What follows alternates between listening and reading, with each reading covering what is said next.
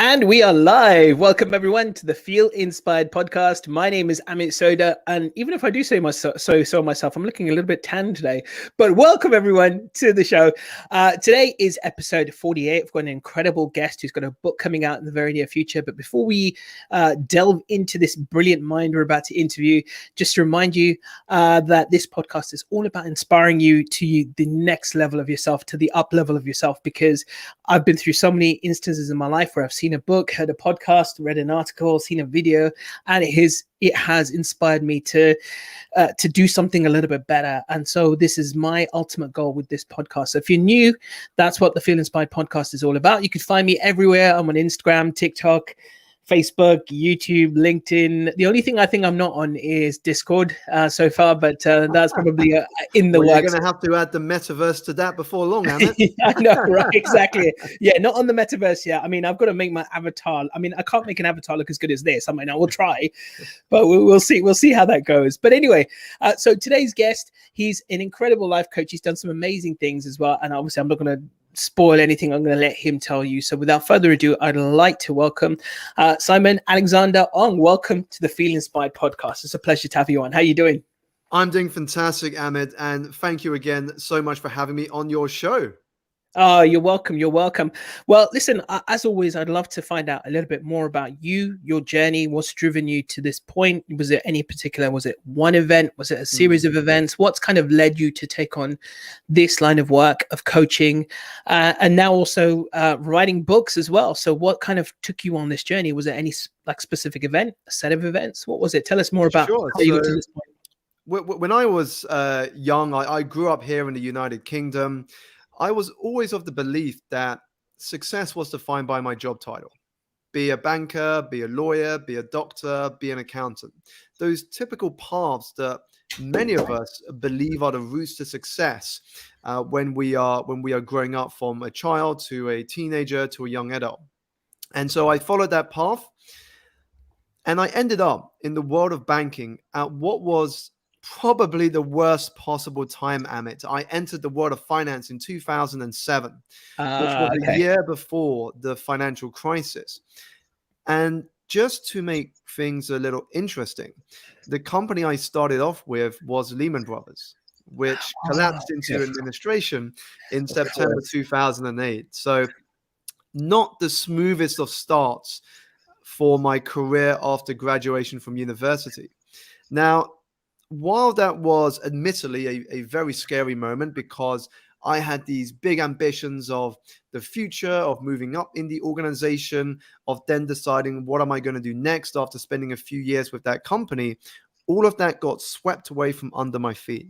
So while it was scary, in hindsight now, Amit, as you asked me that question, it was probably the greatest blessing in disguise that I have had, because it kickstarted a thought in my head about whether I really wanted to do what I was doing, whether a career in finance actually was meaningful to me. And so when I started to have this space away from working, I was then able to ask myself three very important questions that acted as a catalyst for the longest journey that we as humans make, the inches from our heads to our hearts. Never an easy journey, but the most important and fulfilling that we will ever embark on. And those three questions were, firstly, what did success mean to me? What did success mean to me? Second, what did fulfillment look like? And third, what sort of impact did I want to have in the world? I started to realize that many of us, myself included, were exhausted, not because we're doing too much, but because we are doing not enough of the things that make us feel alive, the things that bring us joy and make us happy. And so for me, it's about taking back control and responsibility for where I was and where I was going. And so as soon as I started to write my answers down to those questions, I began the process, if you will, of building my life around those answers. And so let's go through those: success, fulfillment, and impact. Because Mm. that's an important thing. What you mentioned there is actually defining those for ourselves. So what conclusion did you come to? What did you define as success for you? What does fulfillment mean to you? And what kind of impact did you want to have? Sure. So first of all, the reason I had two questions in there, one success, one fulfillment, is because I quickly realized that success and fulfillment are actually very different. They may sound the same, but they are actually quite different. You could, for example, be very successful in something you hate. That doesn't mean you're fulfilled then. That means you might be successful, but you're not fulfilled. So when I first asked myself what success meant to me, I began to realize that it did not lie in the industry I was in. For me, success was about helping people. Success was about having freedom. You know, when people think about wealth, we tend to default to financial wealth. But real wealth is the freedom to make choices, the freedom to choose how you spend your time, the freedom to choose who you spend it with, and the freedom to decide your schedule for each day. So that was my version of success that I was starting to realize as I put down my thoughts. The second, what did fulfillment look like? For me, it was spending time with my loved ones. It was creating a legacy that would live beyond my death. A question I ask myself a lot, and I get my clients to ask themselves a lot, is how do I want to be remembered? How do I want to be remembered? So for me, a fulfilling life is knowing that I have been of service to other people, that I have contributed to the world in some small way. Because ultimately, our value, our value as humans is determined by how much more we have given to the world than we have taken from it. And the third question that I ask myself is what sort of impact did I want to have? And for me, it was all about transformation. It was knowing that every conversation I had, every opportunity I had to connect with another human was an opportunity for me to inspire them, to energize them, and to open their minds to all that can be possible. That's beautiful. I think that's a very powerful thought. And I think that I don't know about you, but I'm hearing this more and more, and especially since the beginning of the pandemic. We obviously Mm, had a great number of people leaving their jobs. We had an enormous number of people reevaluating their lives. We have an enormous number of people who were like asking those questions of what is it I really want to do in life. mm, Um, and you're one of the fortunate ones. You got to do it a bit earlier than some people, and have been now doing this and living this for quite some time. But what did you experience as challenges along the way? Because I think that obviously, knowing something and walking the path are two very different things. And, having an idea of what we want to do and then trying to actually forge that path is a very different thing. So for your personal journey, where did it go from there? Like, did you hit any major stumbling blocks? Do you have people in mm. your ear saying, what are you, crazy? What are you talking about? Leaving a banking career as well, which generally speaking, monetarily is probably going to be a set for life scenario, but you may Mm, be miserable, but you could potentially be set for life. So I'm sure you probably had all these whispers and voices inside, probably even yourself as well. So what definitely. kind of challenges and hurdles did you face along the way? Definitely. Well, first of all, any new path that we take in life, we are always going to face challenges. Challenges are an inevitable part of life. Uh, Especially when you step out of your comfort zone, you will always face challenges. But what I've learned in my journey, and I'll sort of touch on one or two of them, is the challenges are not as important as how you respond to them. In your response lies your greatest power, because we're all going to face challenges. How you respond to them will determine whether it defeats you or it becomes fuel for your journey. So for me, yes, I had a lot of voices in my head. I still do to some extent, but in different ways. I had lots of my friends in the banking world saying, Simon, on paper, you're an idiot. On paper, you're crazy. You're getting paid this much every year in banking. You've got a pension, you've got a bonus, you've got perks, you've got benefits. you're going to leave all of that behind for the uncertainty of not knowing if you're going to get paid each month in a business, for the uncertainty of no pension or benefits, for the uncertainty of whether you will actually survive. And as much as I had that noise around me, I realized that the greatest counsel we can ever have is that of our heart. Our heart is, if you will, our spiritual guide. It may not always lead us to where we want to be, but it will always lead us to where we need to be. And so those voices initially did affect me, Amit. You know, I got qualified as a coach. I was inspired to start a business, but it took me a few years before I had the courage to leave the corporate world and embark in the world of entrepreneurship. Because after Lehman Brothers, I was in and out of work for nearly 10 years. And it took me a while to have the courage to leave work. But the way that manifested was when I put myself in a position in which there was no other choice. I was building up the business on the side of my full-time job, and the business started doing really well. And it got to a point where I had to make a decision.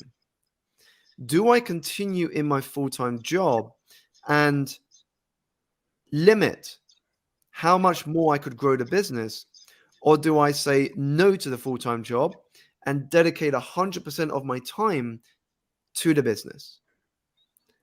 And I decided the latter, to dedicate 100% of my time to the business. And that's when I handed in my resignation and decided to embark into the beautiful unknown.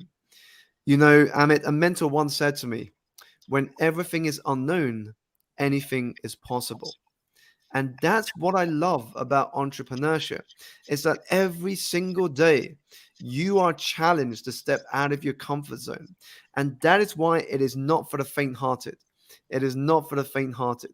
If you are excited, if you are inspired by the uncertainty, by the unknown, by the fact that in your hands you have the ability to sculpt your future, then entrepreneurship is for you. Entrepreneurship is for you. But it is by no means easy, that's for sure. Do you know, we actually share a number of parallels, because I was in banking as well back in a very long time ago, showing my age once again for the second time today. But I was at JP Morgan many years ago, and I was there, and I even worked at Enron for a few short days actually as well. And this was before they completely imploded as well. And obviously JP Morgan having a bit of a hand in that.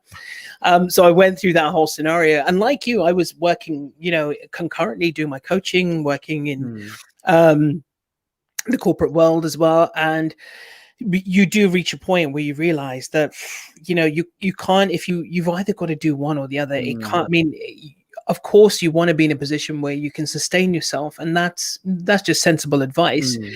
But you hit a point where you realize something's got to give. There is an opportunity cost here, one way or the other, and you've got to make a choice. You've got to pick a lane, so to speak. And you're right, it's not easy. It's definitely not for the faint of heart. And do you know, one of the examples I give to people is as well, I say to, because obviously I do the dating thing, and I say to people, a lot of people I coach, and I just use this as an example. Like, I understand you get rejected a lot. And when I was learning dating, I got rejected over 150 times. But that's probably about a month's worth of rejection when it comes to business. And you really have to develop that hard shell, that resilience, and be able to pick yourself up very quickly and be able to forge ahead, because it is just not easy. And I was going to just touch on the point as well, because obviously this is one of the big things for entrepreneurs is starting a business, working on it, because you ultimately wear two main hats, right? You're the coach, but you're also the business owner. So how have you been able to, what have you been doing to not handle that? That's probably the wrong word. What have you been doing to manage that and then grow your business whilst, you know, working on it, as they say, so to speak, and work on your coaching, and then hopefully delegate some of the business side so that you can continue to grow? Definitely. Well, and I'm going to refer to my industry of coaching, and there is, whichever industry you're in, we are at a point in society in which it has never been easier to start a business, But at the same time, it's never been harder to stand out of the crowd, because it's so easy to start a business, which means there's so much noise out there uh, of other people doing what you're doing. And so when people usually come into the world of coaching, they're so focused on being a great coach, get the certificates, coach a lot of people, and be a really good coach to my clients. However, unless we delegate some time to developing the business aspect of coaching, all that you have is a hobby. It's like you might enjoy painting, but unless you also enjoy the business side of being an artist, you are just going to be a hobby artist. And it's the same with any industry. If you don't enjoy the business side of what you do, all you've got is a hobby. And so for me, I learned that early on from reading books and learning about business. And so I sort of divided my time, Amit, 50% dedicated to becoming the best coach I could be. And then 50% of my time dedicated to the business side of coaching. So building my brand, reaching out to people, finding speaking opportunities, sharing content on social media. And that's important. It doesn't necessarily deliver money or uh, sort of value today, but these things take time. Consistency, as I say, is the gateway drug to success.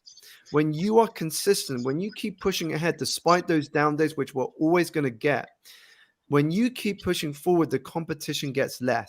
Because every day that you keep going, there will be hundreds of thousands, if not millions of other people around the world giving up and going home. Each day you keep moving forward, the competition gets less. And so that's how I started to divide my time, is to spend as much time developing the business as I did on the coaching side. And I'm so glad I did in hindsight, because it has helped me to open up doors and opportunities and relationships that I would not have otherwise been able to do. Yeah, and it's a tricky balance to have, right? In the beginning, when you're starting a business, well, how much time do you spend on the business, and how much time do you spend on the thing you're doing, whether it's coaching or anything else? It's never an easy decision to make, and this is one of the challenges you face as an entrepreneur, a solopreneur, entrepreneur, whatever. That you're never going to have all the answers. But the worst thing you can do is stand still and kind of deliberate for ages and ages. At some point, you've just got to say, sod it, I'm going to go do it. And like, I think I was slightly opposite to you. I spent a lot of time honing the coaching a bit more and never really getting any idea of business. I've got to be honest, I'm terrible at business for the longest time. And I'm still learning. I'm still a beginner. I consider myself a beginner, but the pieces are starting to fall into place now, the same way that I did when I was doing the dating stuff. It took me 3 years to master that subject. And I'm still in that phase now, the business side of things, just learning everything I can, reading, absorbing, trying different things, flopping. Oh my God, the amount of mistakes I make as well. Just honestly, I fall on my face 10 times a day easily. But you realize that is a part of it. But what you become as a result is just so much more, right? Totally. I think that is the greatest reward in any personal growth journey. It is who you become in the process. Just to give an example of how that works. Imagine if you were to switch Richard Branson and his salary with someone in a corporate job. So let's say we take the average person in a corporate job, and they were to get Branson's salary and lifestyle for a year, and Branson had to go back and become an employee in the corporate world and earn that individual salary. How quickly do you think Branson could turn that salary into something? The answer, of course, would be very quickly. And that is because what he has learned in becoming who he is today, that's the greatest reward. That experience, those insights, that wisdom. And so I think the failures we go through, so-called failures, if you will, are actually lessons. They're lessons if we have the humility to listen to them. And for me, what has helped, Amit, is to think of this whole journey like a game. Now, you said earlier about the concept of rejection, whether that's in dating or in business. So for me to make it less hard, because we are always going to be rejected in life, personal and in our professional life.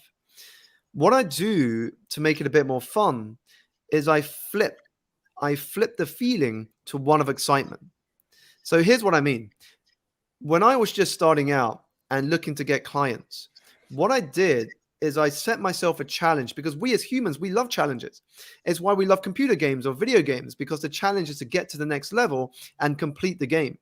So the challenge I set myself was, Simon, in 90 days, I am going to get 150 rejections. Let's see if I can hit 150 rejections in 90 days. Now, by turning that into a game, here's what happened. When I got that first rejection, well, I didn't have time to dwell on it, because now I'm going after the second one, the third one, the fourth one. But the magic of this challenge is the more rejections we get, the more probability there is of getting some yeses. Because what's happening is the more you go out there, the wiser you become on how to approach it differently the next time. You're getting insights, you're gathering data. So the next time you go out there, your mind is thinking, well, this is how I'm going to do it differently, because you're learning from the previous rejections. So for me, when I started to shift the process into that of a game, things just started to feel more fun, Amit. It's so true, isn't it? What you just said reminded me of that TED talk as well, the 100 Days of Rejection thing as well. And I think that's such a good fun talk for anyone to go and watch. But it's so true. And, I say to people, if you can flip rejection on his head and just even have a witty comeback, but not too serious, just have a bit of fun with it, who knows what can happen. And it can sometimes flip things around. But what it ultimately does, it takes your mind off the rejection itself and makes you realize, actually, it's not such a bad thing. It's it just rolls off the shoulder eventually, and you're like, get straight back on the horse and ride, cowboy, ride, kind of thing. But it's so true. You've got to find ways of. I'm sure you've heard this as well. How a lot of people talk about how, when you're forging ahead with what your not necessarily your passion is, but what your vision is of what you want to create your life to be. The people who succeed the most are the ones who are able to overcome the boredom, the staleness, be able to inject excitement. Imagine being Roger Federer having to do 500 serves every day for God knows how long, right? Eventually, I don't care who you are, it's going to get boring after a while, but you've got to find a way to make it fun for you. There's stuff I do in my business, which is boring as hell to me, but I try and find ways to make it fun to me. And then, even just that vibration of being in a space of fun, better thing, you're more likely to get better outcomes. This is why, I talk about, and obviously the book I'm writing called Energize. This is why I talk a lot about energy, because many of us have a vision of what we want to manifest in our life. And what we do is we then sit down and we start to plan out how are we going to achieve that vision. So these are the steps I'm going to take. This is what I have to focus on. But then we've got to execute on that plan. But if we don't have the energy to execute on that plan, it remains a distant dream. It remains a distant dream that does not get addressed until it's too late, until we look back on our life with regrets. So when we have the energy to execute on that plan so we can turn the vision into reality, that's when this whole process starts to feel fun and almost dreamlike. And so for me, when we turn things into a game, when we make the process fun, when we look at ways at reframing things so we can bend, shift, and shape our reality to something that is aligned to who we are and that serves us, that's when we begin to awaken our greatest sources of energy. Yeah, in fact, now you've touched on it as well. Tell us more about your book and stuff, because obviously it's out for, not out yet, but it's on pre-order at the moment. So tell us about the book Energize. What made you decide to write this specific book? What themes do you cover in the book, and what can people expect to get out of getting it as well? Sure. So there's a couple of reasons I wrote the book, actually. First of all, when I was in the world of finance, in the second job I had after Lehman, there was a period in which I was completely burnt out. I was into the office around 6 or 7 in the morning. I often wouldn't be out until maybe 9 or 10 at night. Long hours. And in the lead up to Christmas that year, there was a lot of client events that I had to attend in the evening. So imagine you just had a long day at work and now you've got to go out for evening client entertainment. So you can imagine the toll that would take on your body. And I remember one night, before I went down to the nightclub in central London, I dropped my girlfriend at the time a message saying, I'm going to take the last underground, the last underground train ride home. So I should be back home around 1 o'clock in the morning or so. As you can imagine, things didn't work out that way, because when I went downstairs to the underground nightclub, my phone lost reception. And then when the drink started flowing, of course, I got involved in the drinking and the entertainment down there. And before I knew it, it was 3 in the morning. And I'm drunk and I completely forget what I told my girlfriend. I pick up my belongings from the cloakroom and I'm in a taxi back home, lying on the back chair, in and out of sleep. I arrive home and I slide into the bath, hoping to sleep there and escape having a conversation with my girlfriend. And she comes in, and as you can imagine, she's quite emotional because she's so worried about me. She expected me to be home on the last train. She couldn't contact me. I was unreachable. For all she knew, something could have happened to me. And the next day, we had an honest conversation about my feelings and what I was going through. And I realized I was in a period of my life where I was just lost. I was running on empty. I was just going through autopilot. I was using drink and these social events to escape the reality of what was going on. I was using it as a way, if you will, to numb the responsibility for actually taking some control. So that was one of the reasons why I wrote the book, to sort of detail my journey from that moment to really begin addressing my own energy: physical energy, mental energy, emotional, and spiritual. And the other reason is, when I spoke on stage a lot pre COVID, when we could have in person events, I would often get asked by audience members who would come up to me after I finished speaking saying, "Simon, if I could only have a small percentage of your energy, I would be able to accomplish so much more in my career."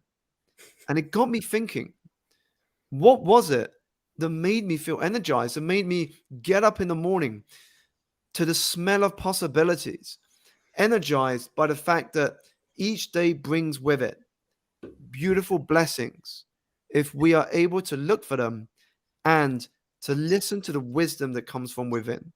So those were the two contributing reasons that made me want to write about energized and energy more specifically.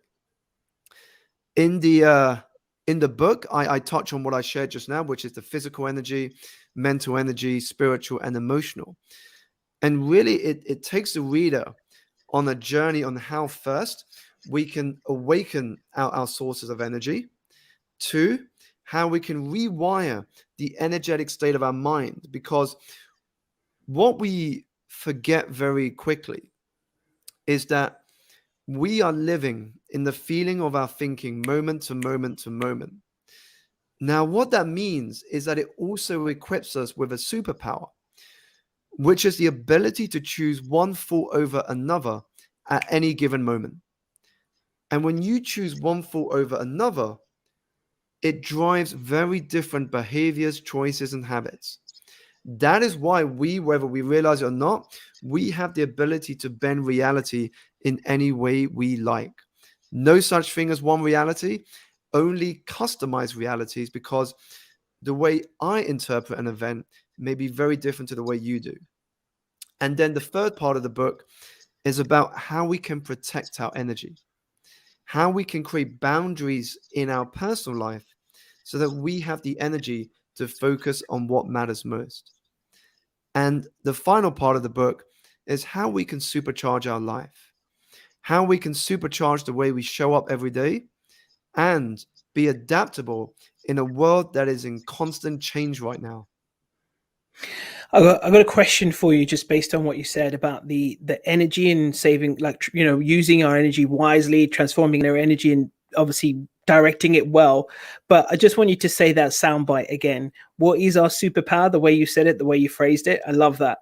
Sure. So, the greatest superpower that we have is the ability to choose one thought over another at any given moment. because what we bring into our thinking, we bring into our reality through the medium of choices, behaviors, and actions. And it is why there's no such thing as one reality, only customized realities. Because when an event happens, there is no good or bad, there is no happy or sad. There is only what you make of it, the meaning that you bring to that event. So if an event happened in your past, and for you, you attach a negative experience to that, for someone else, it could be positive. But you get to decide. You get to decide because you are both the sculpture and the sculptor. I love that. I think that's such a beautiful, beautiful thought as well. I'll try and turn that into a soundbite. We'll put that on Instagram Reels. I love that. So the question I had though, because it's interesting, I think this concept of energy, and I think not everyone gets it, but there's a few things that we as human beings need to understand. Because what happens to a lot of people is that they'll go through phases where they will get really happy, really energized, really excited, really buzzed, and then they'll go full throttle into something, but very shortly after find themselves burned out and not able to sustain that. And I think that is one of the secrets of life, is being able to manage those periods of time when we've got the excess energy in order to conserve for those periods of time when we have got less. Because there's one of my favorite Rumi quotes of all time is that, we must not give from the depths of our well, but from the overflow. And I love that. And I think that's a really good symbol of it. But just from your perspective, what do you tell people when it comes to that side of things, in terms of that, taking care of our energy at the right points in time, especially when you're feeling super good and not overdoing it to the point where you relapse and burn out, just as quickly and end up back at square one again? Definitely. Well, the message I share, Amit, is as simple as this. Stop making your health a side hustle. Stop making your health a side hustle. Your health has got to be front and center of whatever you do. And if there's anything that we have learned from this COVID pandemic, it is that without your health, all those wishes, those dreams, those goals, and those visions do not matter. They don't matter because you just don't have the capacity to take the steps forward. There's a saying that goes, to the healthy, they will have many wishes, but for the sick, they have but one. And that is why we have to make health a foundation for anything that we want to achieve in life. And when I think about health, for me, there's three cornerstones. It is your sleep, what you eat, and how you move. Now, if you're getting regular exercise, if you're sleeping well and getting rest, and you are eating well, then guess what? You now have a strong and solid foundation to build your future upon. And if you learn to protect that and understand your own energetic flow, you are able to experience a sustainable way of working and moving forward. Otherwise, you just burn out. Sooner or later, you will burn out. And if you look at the most successful people on this planet, what you tend to see in common, apart from the fact that they have a strong bias for action, is that while they may not be the smartest, the quickest, or the most intelligent, what they are is they are very good at understanding how to manage their energy. Or as I like to say in my book, they are very good CEOs. CEO in this case standing for Chief Energy Officers. They are very aware about when they are high on energy and lower on energy, and how to respond to those situations as they arise. Yeah. So how do people respond to those situations when they arise? What do they need to do? Because obviously I know from a practical perspective, I say to people, we all know what we need to do, but we don't often do it. That's obviously the biggest problem for all of us is, Indeed. is getting ourselves to do the thing we know we need to do when we need to do it the most. And that, it's like, you can learn meditation all you want, but if you don't actually meditate, especially when you need it the most, then of course it's not going to be of any benefit to you. So what tactics, what tricks, what methodologies do you teach people to say to them, right, so here's how you can now do these things and act on these things, whether it's taking care more of our food and our exercise, our movement and meditation, energy, relaxation, all of the above, then what do you say to people to do for their own sake? Sure. Well, first of all, just to re-emphasize what you brilliantly shared just now, Amit, is it's true. Knowledge may be power, but the real magic is in the application of that knowledge. That is where the real magic lies. Now, if we want to apply these principles, if we want to experience greater energy in our lives, then for me, there's two easy ways that we can practically do it right now. The first is to change your environment so that it is aligned to who you want to be, not who you're trying to be not. So, for example, if you want to be leading a healthy life and your environment at home has got packets of crisps or fizzy drinks in the fridge, then it's never going to happen, because human instinct is, if our eyes see it, we want to have it. So you open the cupboard and you see the junk food there. You open the fridge and you see the fizzy drinks there, and you go and have a glass, or you end up snacking on what is in the cupboard. So that is clearly not aligned to who you want to be. Imagine, however, you eliminated anything in your home that is related to something you don't want to be. So the snacks go, the fizzy drinks go, and in their replacement, you have things that are healthy. You have green juice, water, things that are going to energize you. Notice how much easier it is to live the way you want. Now, when we think about environment, it's not just, for example, in your home and the physical side. It is who you are spending most of your time with. The podcast you listen to, the books you read, the things you watch on television or on YouTube, the people you follow on social media, all of these things are, if you will, an invisible force that shapes your behavior. And when you are aware of your environment and you can shift that to play in your favor, it makes it so much easier to follow through with the things you want to follow through with. The second thing that you can do right now to start changing your environment and to show up with more energy is to simply reframe the way you see things. So, for example, as humans, we tend to move towards pleasure and away from pain. If something is painful, we don't want to be dealing with that. We want to go to something that is pleasurable. So, for example, we tend to associate hard work or putting ourselves out of our comfort zone as painful, and watching a Netflix show as pleasurable. And that is why we tend to go and watch Netflix for hours instead of doing the work that will help us move forward in our career path. However, imagine if we were to flip that round and make watching Netflix painful and the hard work and moving out of your comfort zone as pleasurable. Imagine how much of a difference that will have in what you choose to do in the time that you have. It's so true, isn't it? Like one of the things I say to people, and for me, this was very true as well, is that how I began with my health journey was finding something I actually enjoyed to do. And for many people, they just immediately associate good health with going to the gym, right? But to be honest, that may not be for you. You may not enjoy the gym, right? And that's okay. But if you find something you love to do, like for me, back in 2000, when I started playing badminton competitively, no one ever had to tell me to go. No one ever had to remind me to go. I wanted to go. If I had a choice, 99% of the time, whether, let's be realistic, 95% of the time, between sitting there flopping on the sofa after a really hard day at work or going to play badminton, I know what I was choosing most of the time because I enjoyed it. That was the central driver. So when you enjoy something, you're going to go do it anyway. You don't need to motivate yourself to go.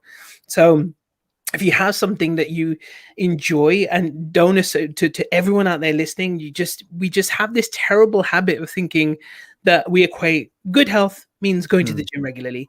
No, find something you enjoy. If it's walking in nature, great. Go for hikes in nature. If it's playing a sport, is going to spin class. It's going to an outdoor bhangra class, Mm. whatever it is. Just so long as it's something you find fun for you, that's all you need to do. My wife does Zumba. She absolutely loves that. For me, I love going to the gym as well, but Mm. badminton is my other sport that I absolutely love. And I did my marathon last year, and I want to do 2 this year. So, but these things, like, no one had to push me to train for the marathon. It's something I Mm. wanted to do, even though there were days where I thought, hell no, I don't want to, it's boring outside. But I actually genuinely quite enjoyed it, so it just Mm. got me to go. Definitely, definitely. And I think it's another reason why having clarity on what your vision is so important. When we have an understanding of what our vision is in as much detail as possible, it awakens a fire within us. Because as you shared just now, Amit, we don't have to push ourselves forward because the vision pulls us forward. It has almost a magnetic nature. It magnetizes us out of bed every morning. It pulls us forward. We just sort of end up doing things because we want to, because we enjoy. We want to see that vision become a reality. Absolutely, yeah. Do you, by the way? So, do you, for your line of work as well? Do you work one to one with people, or are you primarily working with groups and speaking to large audiences at the moment? Sure. So I do one-to-one private coaching, a lot less than I used to because a lot more of my time is public speaking. It is consulting, so working with companies and those in leadership positions, and of course, more recently, writing. So I'm doing a lot more of other things than I used to when I first started my entrepreneurial journey. Wonderful. So, when it comes to the one to one coaching and stuff, what could someone expect if they wanted to? They see someone like you and they think, right, I got to have him as my coach. What would they need to do? Sure. Well, the first thing is commitment, and I use the word commitment deliberately because what many people actually have, for example, New Year's resolutions, is all they have is wishes. I want to be healthier. I want to be richer. I want to start a business. I want to change career. These are all wishes. And so, what I'm trying to get out of them when they decide to work with me is their commitment. They have got to be 100% committed to the coaching journey. Now, that is not just financially, that is also in terms of a time commitment, an energy commitment, because if they only share 50% of what is really going on in their mind, I, as a coach, can only help them on 50%. And so it becomes a waste of my and their time. But if they commit themselves and show up fully and transparently in our conversations in the space that I create, that is when some incredible things can happen. And the second is to be okay to be challenged. You know, when I enter into a coaching relationship, if I become really good friends with my clients, that is a bonus. But my goal is not to become their best friend. My goal is to become the person that can challenge them and to show them just how powerful they really are. And if I can do that, that is my goal achieved. That is the greatest reward in the work that I do. But they have got to be comfortable being challenged. That's right, isn't it? Essentially, though, your best friend is the person who can tell you not what you want to hear, but what you need to hear, right? And that Mm, is, in essence, in a way, you're actually probably, better than a best friend, because you are gonna, that's true though, isn't it? Even in a real life mm, scenario, your best friend is often the one that challenges you and doesn't just say, mm. "Don't worry, it's all gonna be okay. Don't worry." No, I want someone to kick my ass and say, "Get your Totally. butt out there," right? Totally. It's like, You, you, you know, you you want to be immersed in an yeah. environment of people who, well, yes, they'll support you. Yes, they will encourage you. But more importantly, they will challenge you to be better than who you were yesterday. Because if you are even a tiny bit better than who you were yesterday on a consistent basis, just imagine where you could be in 5 years from now. Yeah, it's true. Speaking of which, where do you see yourself in like 5 years from now? Like, what, with the work you're doing now, what would you like to be happening in 5 years' time? Sure. Well, assuming the world opens up in a way it was pre-COVID, for me, there's a lot of things I have in my mind. So touch wood, hopefully a second book, because I really enjoyed the writing process. So I'm looking forward to writing again in the future. Second thing on my mind is taking my work and translating it onto the I guess the small screen or big screen, but onto television. So whether that is a docu-series here with some networks in the UK or one of the streaming services, I would love to take my work and amplify it on television. And the final one is just to be doing what I'm doing in terms of speaking and coaching, but to take that more international.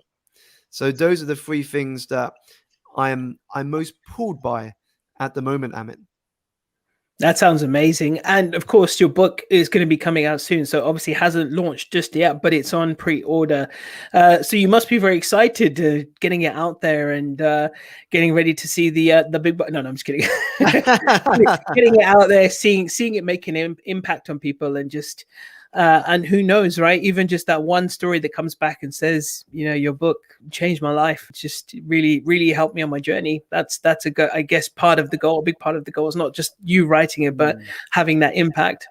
Definitely. I mean, as a first-time author, I am so grateful for every sale, every pre-order, every purchase, and the endorsements that I've been getting so far, which is nothing short of incredible. I mean, just to have got a few endorsements would have been great and perfect for me. But then the icing on the cake really was getting the endorsements from the likes of Simon Sinek, Marie Forleo, Dr. Marshall Goldsmith, Keith Ferrazzi, all New York Times bestselling authors. And to have that level of support for my first book has been really humbling. And yeah, I mean, I'm just speechless and blown away by the journey so far. And I just can't wait to share it with the world in a couple of months.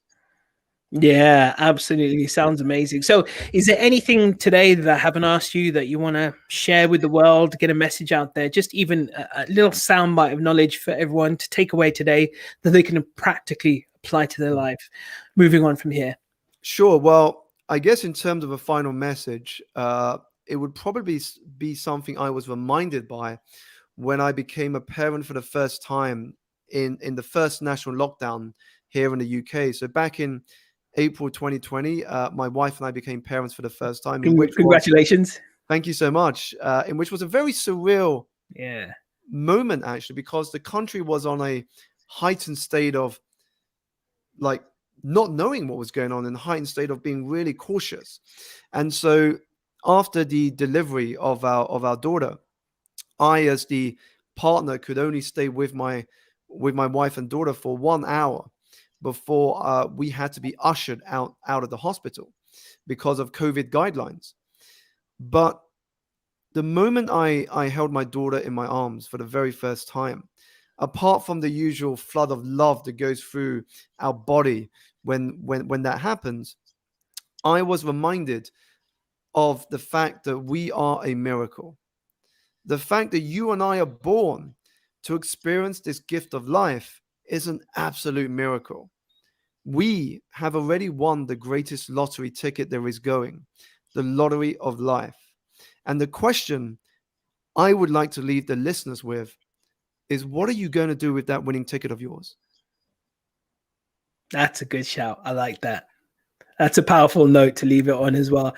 And last but not least, where can everyone find you if they want to find you? And of course, I will include, for anyone listening to this, I will include the link to the book as well. But where can they find you? Sure. So I'm on all the major platforms like Facebook and YouTube, LinkedIn, Instagram, and Twitter. But the two that I use the most are LinkedIn and Instagram. My handle on Instagram is at Simon Alexander O. And if you prefer to email me, you can hop onto my website, simonalexanderong.com, and click on the contact page and drop me an email that way. Beautiful. Well, I want to say thank you, Simon, for coming on the podcast today. It's been an absolute pleasure to have you on, and no doubt we'll stay in touch and connect at some point in the future. But looking forward to seeing your book as well. By the way, are you planning to have it on Audible at any point in the future? Is that a realistic possibility? Yeah, so that is on the cards. I'm booked to do the recording in a few weeks' time. So I'm looking forward to it. It should be very interesting. 3 days of reading out my book to a microphone. Brilliant. Do you know what? That's like a secret little kind of thing of mine, because I'm a voracious Audible listener, so I'm going through at least a book a week. And there's a part of me that's always like, I just want to be in the studio reading my own book one day as well and recording it for Audible. So I'm looking forward to that day when it comes to fruition. But yeah, so secret fantasy of mine there, not so secret anymore. Perfect. Amit, thank you so much again. Yeah, it's been an absolute pleasure, my friends. So we're going to end the live now, but thank you to each and every one of you who've been listening. And if you're just catching this live, the tail end, you can rewatch it, or you can catch the audio on all the major podcast platforms as well. My name is Amit Sodha. This is the Feel Inspired podcast. And one more time, a huge thank you to my guest, Simon Alexander Ong. It's been a pleasure having you on. Right, I'm going to end the broadcast. And I'll see everyone on the next episode. It's going to be all about dating for men, the next one. Ooh, can't wait. See you later.